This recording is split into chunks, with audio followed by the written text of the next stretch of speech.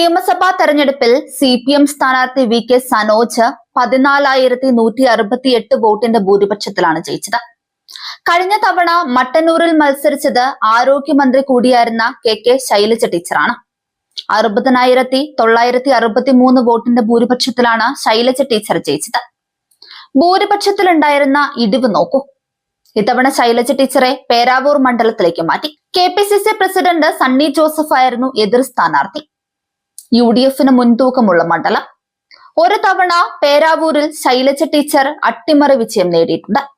എന്നാൽ ഇത്തവണത്തെ UDF അനുകൂല തരംഗത്തിൽ പേരാവൂരും വീണു. നിലവിൽ CPMലെ ഏറ്റവും ജനകീയതയുള്ള നേതാവാണ് KK ശൈലജ. മുഖ്യമന്ത്രി സ്ഥാനത്തേക്ക് പോലും ജനങ്ങൾ പിന്തുണയ്ക്കുന്ന നേതാവ്. മട്ടന്നൂരിൽ നിന്ന് പേരാവൂരിലേക്ക് മാറ്റുന്നതിൽ ശൈലജ ടീച്ചർക്ക് എതിർപ്പുണ്ടെന്ന് റിപ്പോർട്ടുകൾ വന്നു.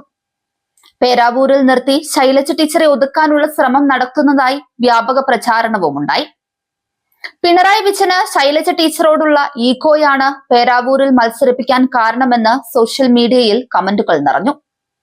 മട്ടന്നൂരിൽ നിന്ന് ശൈലജ ടീച്ചറെ മാറ്റിയത് CPMന് തിരിച്ചടിയായെന്ന് വിലയിരുത്തലുമുണ്ട്. കണ്ണൂരിൽ ഇത്തവണ CPMന് വലിയ തിരിച്ചടിയാണ് ഉണ്ടായത്.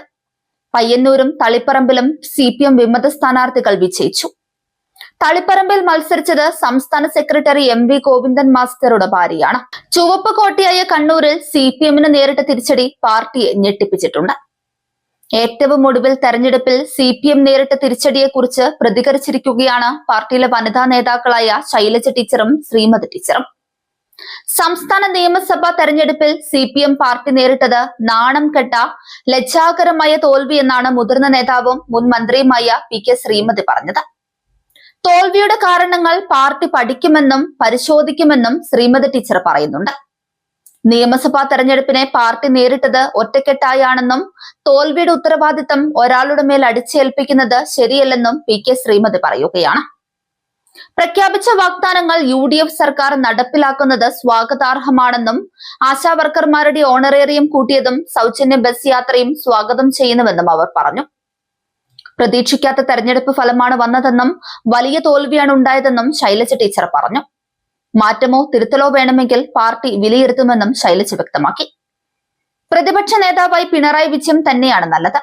മുതിർന്ന PB അംഗമാണ് പിണറായി വിജയൻ. തന്നെ ഒതുക്കി എന്നത് വ്യാജ പ്രചാരണം മാത്രമാണെന്നും ശൈലജ ടീച്ചർ പറഞ്ഞു. ശൈലജ ടീച്ചർ മത്സരിക്കാൻ പാടില്ലായിരുന്നുവെന്നാണ് തളിപ്പറമ്പിൽ മത്സരിച്ച് ജയിച്ച CPM വിമതൻ TK ഗോവിന്ദൻ പറഞ്ഞത്. ടീച്ചർ വലിയ ഭൂരിപക്ഷത്തിൽ ജയിച്ച മണ്ഡലമാണ് മട്ടന്നൂർ. ടീച്ചറെ MLA ആക്കണമെന്നുണ്ടെങ്കിൽ അവിടെ തന്നെ തുടരാൻ അനുവദിച്ചാൽ മതിയല്ലോ എന്നും TK ഗോവിന്ദൻ പറഞ്ഞു. ടീച്ചർ ജയിക്കാൻ പാടില്ല എന്നുള്ളത് കൊണ്ടാണ് മണ്ഡലം മാറ്റി മത്സരിപ്പിച്ചതെന്നും ടീച്ചർക്ക് അതിൽ അസംതൃപ്തി ഉണ്ടെന്നാണ് താൻ മനസ്സിലാക്കുന്നതെന്നും TK ഗോവിന്ദൻ പറഞ്ഞു.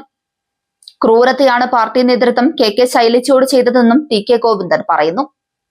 വലിയൊരു പ്രതിസന്ധിയിൽ അകപ്പെട്ടിരിക്കുകയാണ് CPM. ജനങ്ങൾ വലിയ നിരാശയിലാണ്.